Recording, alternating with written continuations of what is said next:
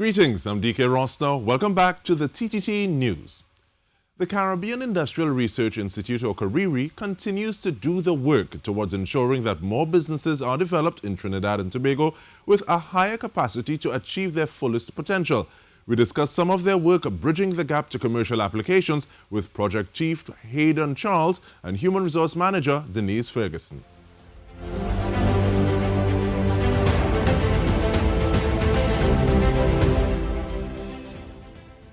Welcome, Hayden and Denise. I want to start off with you, please, Hayden. What is CARIRI's Idea Advisory Service program?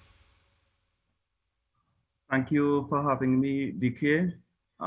CARIRI's Idea Advisory Service is a service that began about 7 years ago because it was felt that although Trinidadians and Tobagonians are by nature innovative people, there's no medium to assist them in developing the innovative ideas coming out of their heads and for commercializing those ideas.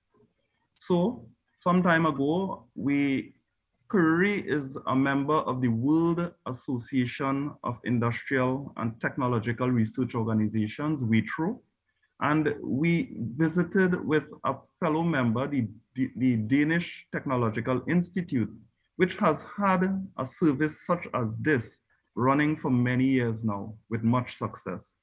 We have worked with them and adapted their program to fit the local environment.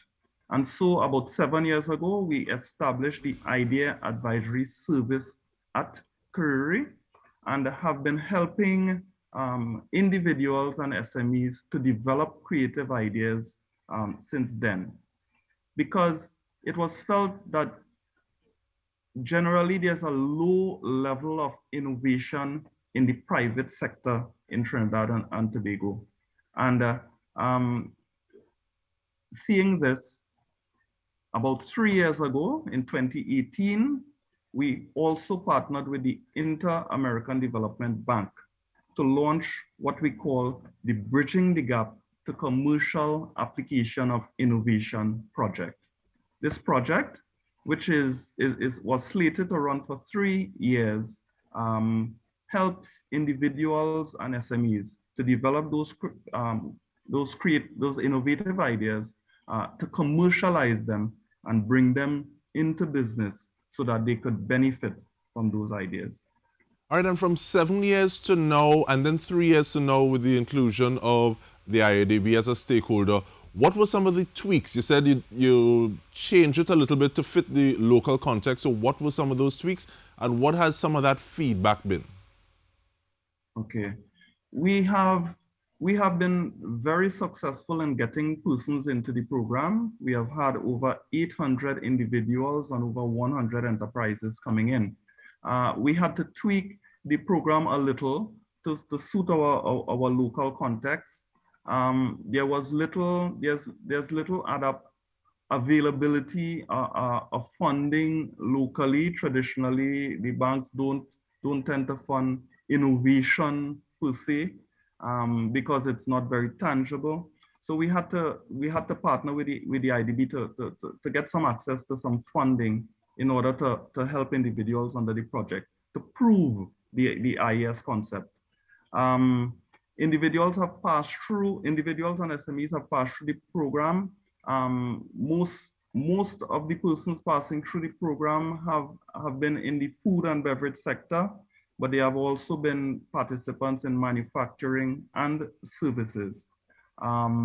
We assist them in building what we call a prototype, which is different from what the Danish Technological Institute would have done, because it was felt that developing a full prototype might not be the best way to go, given the fact that you need to ensure that there's a market, the market is interested in whatever product or service coming out of the idea, and you don't want to spend too much time or money on developing a full-scale prototype in order to do this market testing.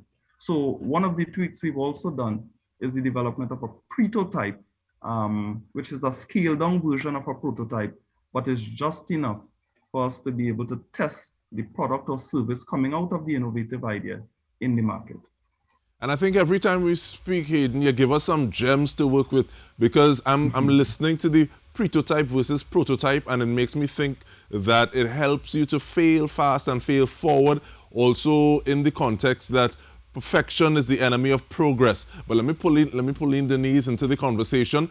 Hayden spoke about things that are tangible and being a little risk averse. So in terms of tangible, what are the objectives of an initiative or a project like this? So really, in terms of the objectives, is ensuring that you have something that is, so a lot of times you talk about being proof of idea, but we want to have proof of business. So we want to have something that is feasible, something that is ready for commercialization, not something that you probably have to spend $30 billion on and 30 years to be able to perfect, but something that you can do now, proof of business via quote unquote the prototype, taking that out there and seeing, is the market ready to accept this? And it's not only in the product, it's in the service, and it's also in the process. You may want to develop the same product that you've been doing all along, but by using solar energy. And by doing that, you are innovating in the process and probably reducing the cost, reducing certainly CO2 in the air. So it's really about seeing what, as you said, what can we get now? What is the market willing to accept now? Thank you so much. And looking at that difference between idea and business, what are the types of support offered through this initiative in terms of saying, okay, well, yes, we're going to help this person. How is support given to them? And I think the project chief may be the one to answer this. Yeah, sure. Well, first we look for certain qualities in the idea and the person. We look for the innovativeness of the idea first, and the passion that the person coming with the idea, the passion that they come with. The person needs to have access to, it would be helpful if they have some background in the area in which their idea resides, or access to some kind of resources in that area. And we need to ensure that they have the time to spend on developing their idea. But we provide consultancy to assist them in getting to that proof of business. So we have IAS agents on board at the Idea Advisory Service who will work with each participants, holding their hands, taking them through the program. After we've gotten proof of business, we then move on to developing the prototype, and we also provide access to them to the intellectual property officers from our local intellectual property office. CARIRI currently runs a clinic, an IP clinic, because many of the ideas, the innovative ideas coming into the program may have intellectual property value. So we at an early stage, we expose them to their options for protecting the intellectual property value so that they can benefit and others won't, in order to protect those ideas. And in the final stage, we assist them in developing a program to market test their product. No product will be successful unless the market is interested in it. So we do market validation, various forms of market validation with the participant in order to ensure that they have market validation. Yep. In many cases, as I indicated, many of the projects coming through the program are food-based. And speaking of projects coming through the program, though, Hayden, we continue this conversation on the other side of the break. We're speaking with Project Chief Hayden Charles and HR Manager Denise Ferguson. Ms. Ferguson, we commit to speaking to you a little more on the other side of the break. Stay with us. We return with more.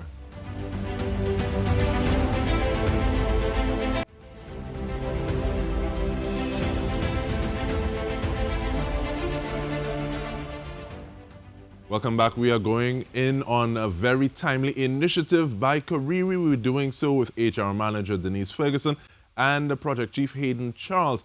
Ms. Ferguson, what is the criteria? I mean, yes, you spoke of idea versus proof of business, but what are some of the other criteria that you're looking at to say, okay, well, yes, we are going to work with you? Well, certainly, as Hayden said, you have to have passion, because when you're dealing with something innovative, it's something new, you're going to have failures, you're going to really need to be behind this. But you also have to have the ability to pivot. When you go into the market and you realize they don't want something that is red, then you have to be able to give them something that is yellow, keeping to your passion, but of course, giving the market what they want, because you're here to solve a problem. That's why you're here. You also have to have time, as Hayden indicated. And for when we look at, I'm going to look at it later, when we look at funding, you're going to need to be a national of Trinidad and Tobago. Unfortunately, that's going to be one of the criteria. Coming into the program IAS, anyone can come in, but for some of the funding programs that we have, you're going to have to be a citizen of Trinidad and Tobago, and you have to be willing to share. If you have an idea, but you are not prepared to share, you don't want anybody to know, not even CARIRI, not even the agents, then we will not be able to help you. Of course, we do sign non-disclosure agreements to ensure it's protected. CARIRI is ISO certified, and we have always dealt with confidential issues, keeping our clients' work confidential. So you need to be able to share that idea in order for us to be able to validate the proof of business and help you commercialize. No, I find it a bit funny that you might have somebody, okay, well, I want your help, I want this offering that you have, but I don't want to share anything from my end. I can imagine CARIRI saying, well, you take your brilliant idea and rock so in a corner. But in terms of that funding, though, take me through the process. And I'm also glad that you would have raised the NDA aspect of it to say, okay, well, we are making sure that we protect your information this way. But saying, okay, well, okay, we're getting on board now. What kind of funding levels are we speaking about? Because it's one thing to have the information in terms of information or suggestions or advice, but funding is also very important. So, Ms. Ferguson? Of course. So at CARIRI, the IES program is not typically a funded program. So you're really coming to get advice, get help from all our technical departments. But in the partnership with IDB, we have been able to source funding for the participants. So at stage one, you have up to $5,000 to help you bring your prototype to life. There is also, and Hayden will speak about it a little more, another initiative that is not normally associated with IAS, but because of COVID, we as well had to pivot, recognizing that a lot of people may have had drop in sales, a lot of SMEs that is. And so we are helping SMEs with a fund of up to $30,000, and that's limited spaces. It's not a lot, but there still are some spaces available for SMEs who can show that one, they have some finance to put into the venture themselves. And if they do get this funding, which is up to $30,000, as I indicated, they will be able to scale up their business in the soonest possible time. Now, CARIRI has since then entered into another arrangement with the EU and the IDB and the Ministry of Planning to do another program called Shaping the Future of Innovation. Individuals in our IAS program, once they develop their idea and their concept and their business very well, have a really good chance of getting successfully their application into the Saving the Future of Innovation program. And that program has funding from 75,000 euros to 300,000 euros. So once again, we But it's really not want to only thank CARIRI for the work that you're putting in, and we're hearing about it. Very happy to have the platform to hear you speak about it. But Mr. Charles, who can access the service? Ms. Ferguson just said that the cohort, the spaces are kind of limited. So who are the persons who can access this service? Mrs. Ferguson alluded to the scale-up program that we are now running under the IDB project, Dike. The original IS project was slated to end in 2021, but because of COVID, it was felt that because so many SMEs were adversely affected by the pandemic, the project having some unused funds can use those funds to assist those SMEs adversely impacted. So the scale-up program was devised. That scale-up program assists existing SMEs and that have been affected by COVID. And what we do is on entering the program, on making an application to the program, you are screened because, as Mrs. Ferguson indicated, there are limited spaces. So you are screened and put onto a priority list, and only those at the top of that priority list can access the program. In coming into the program, you have access to $30,000 to assist you in scaling up your program or getting back on your feet and going to another level. We assist companies through consultancy, of course, but also through financing for material for their businesses and also for equipment for their businesses.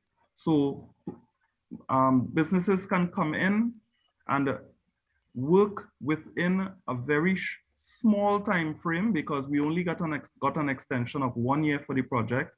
So between 6 months and 1 year, we must be able to implement a small project within your business to take you to the next level. And we have a small time frame to finish this conversation, so we stay with you, Mr. Charles. Who evaluates the idea once it's submitted and ensures that things kind of run smoothly? And how do people contact CARIRI to be part of this? Because definitely, I'm sure people will want to know. Okay. The ideas for the original IS are evaluated within the program by the IS agents, and we look at the level of innovativeness of the idea, or novel, how novel the idea is. And we also look at the individual who is bringing the idea to the program, and we evaluate them also.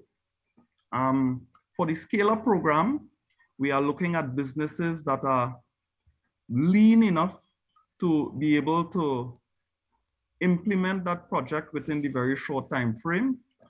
Those businesses, existing businesses, must also have access to some funding because we are not providing 100% to each one of these mini projects. Businesses are required to have a quarter of the amount to put towards the project budget. And I guess it's always important to have skin in the game to make sure that the person has personal ownership. Definitely. And you can look for the contact information on all of CARIRI's pages because the information is there. We want to thank you so much, Hayden Charles, Project Chief, as well as Mrs. Denise Ferguson, Human Resource Manager at CARIRI. And on behalf of everyone here at TTT, I'm Dike Rostant. This has been In Depth. Thank you for joining us.